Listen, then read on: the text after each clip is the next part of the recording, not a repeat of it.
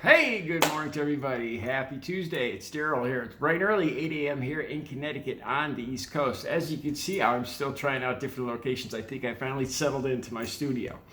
All right, let me say this right off the bat before I get into this video.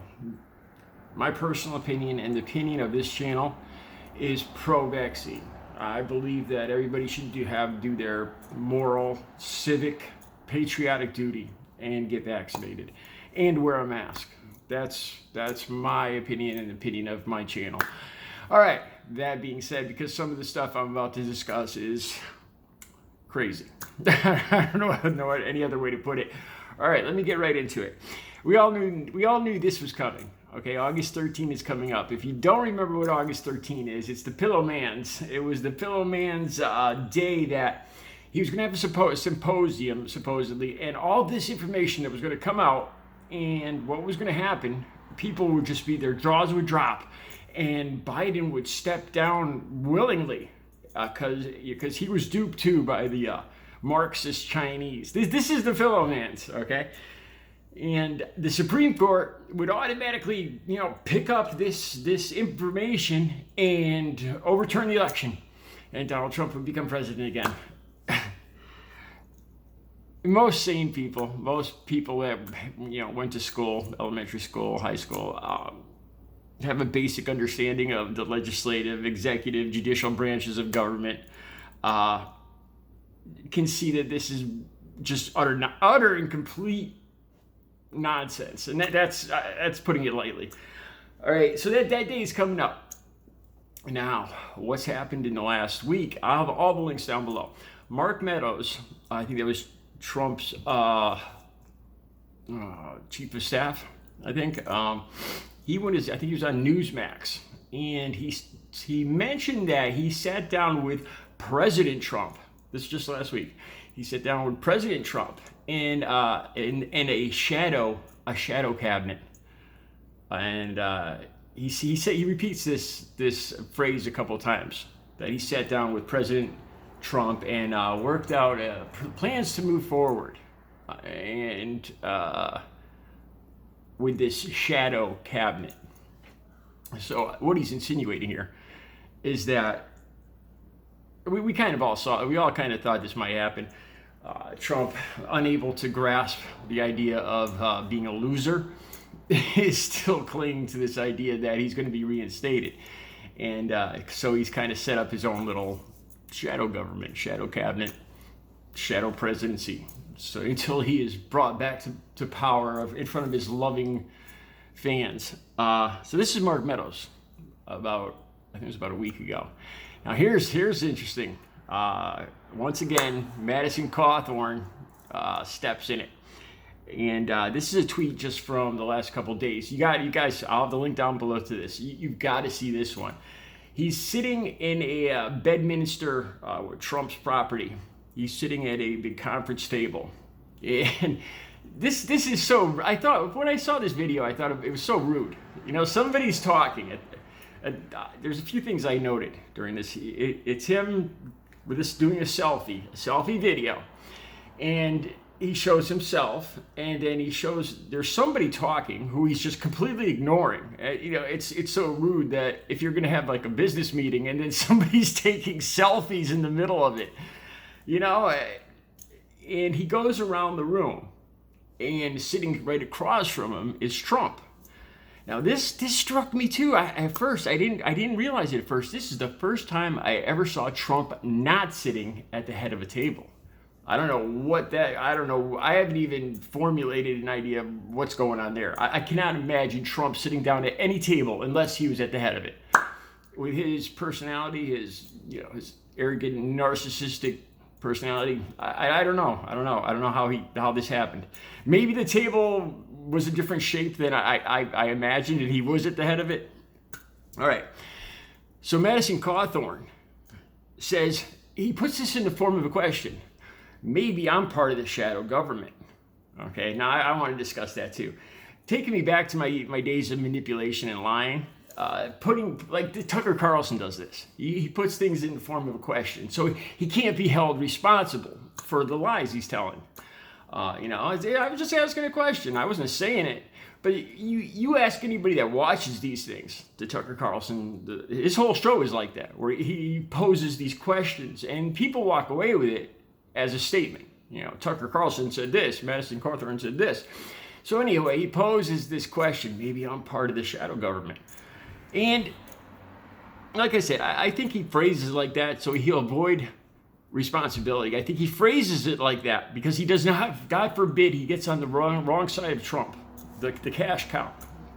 I don't think any of these people truly believe that Trump's going to go back in power, you know, in the next month or in the foreseeable future. But I think they want to keep him relevant. I think that's the whole idea behind this. This whole, you know, Cawthorn talking about shadow government, and even Mark Meadows talking about it. I don't think they really believe that. They should know better, especially Mark Meadows being the chief of staff. That's just not how any of this works, truly. So I think they're just trying to keep him relevant. Like Bo the Fifth Column talked about in a video about how, you know, Trump's the kingmaker, and how one of the people that he backed lost in Texas. So this is probably made. You know, as time goes by, I think it makes his supporters, they need him. They need him as a cash cow, basically, I think. He's the face of their angry little fantasy party. All right. So, talking about Trump being, these ridiculous stories about Trump being reinstated. So I Googled it, and I wanted to look a little more into it. If anything fresh had come up, I'll have the links down below. Once again, something has popped up. One of the heads of, I can't say the real name. I'll call them the Q-tips. Q-tips. One of the heads, the head guy, one of the head guys there, talked about that there's a good possibility that Trump will be reinstated. And he tied it in to what's going on right now. And I wanted to talk about this too, because it seems to me that the same people that believe one lie believe that have a bad attitude towards the vaccine and masks and the whole pandemic as a whole. These are the people that believe everything's a hoax. So this guy from the Q-tips area, this is his reasoning. He believes that U.S. servicemen will revolt when during the next month. They're probably going to be required to be vaccinated, and in his opinion, this will form some kind of revolt. Well, they will flip and do a coup for Trump. And there was another reasoning too. I can't remember offhand what it was right now. Something to do with the vaccine. So that's his reasoning for this. Damn, I wish I could remember the other reason. All right, now talking about how it seems like people that believe in one believe in the other. I want to talk about Pastor Greg Locke now. I'll have the link down below. A pastor in Tennessee. Now, this guy said some pretty crazy stuff. He told his congregation, his flock, that they will be kicked out of the church if they do any of these mitigation, if they do wear a mask, if they do get inoculated. They will be kicked out of the church. That's what he said. You got to see this video. And it goes on. And then he flows right into the big lie. And he talks about Trump is still president. You got to see how this guy is bouncing around the stage. Now, I'm a recovering addict, and I truly, in my heart, believe that this guy is on something. If you watch the video, you'll see what I'm talking about.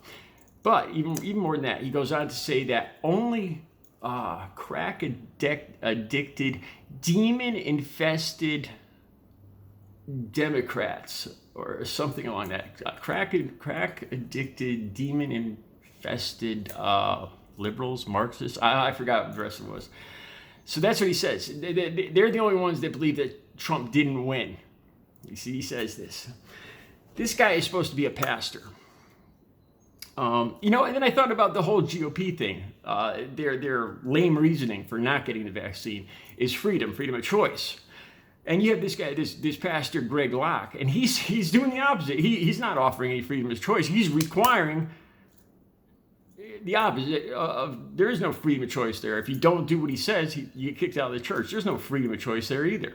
So it goes against. It's all hypocritical. You know, it doesn't even, half the stuff they say doesn't even make sense. But this is what bothered me as a recovering addict. So many people, especially after this last year and a half, so many people have issues with substance abuse. Now, after this pastor, whose the job usually of a religious person like this is to help people, especially people with addictions. The way he puts this, the way he says this, that only a crack addicted person would believe, he's making anybody with substance abuse problems the enemy. In other words, if there is anybody, this is what I saw right off the bat, if there's anybody in that congregation, and I'm sure there is, if you look at the percentages, that has an addiction problem, that person is going to come forward now because he is the enemy. You know, he's tying in any kind of substance abuse problem with being an enemy of the church and being an enemy of Trump and all that. So, I mean, he's doing his flock such a disservice on so many levels. It's criminal. I would consider it criminal, that, you know, what he's telling these people.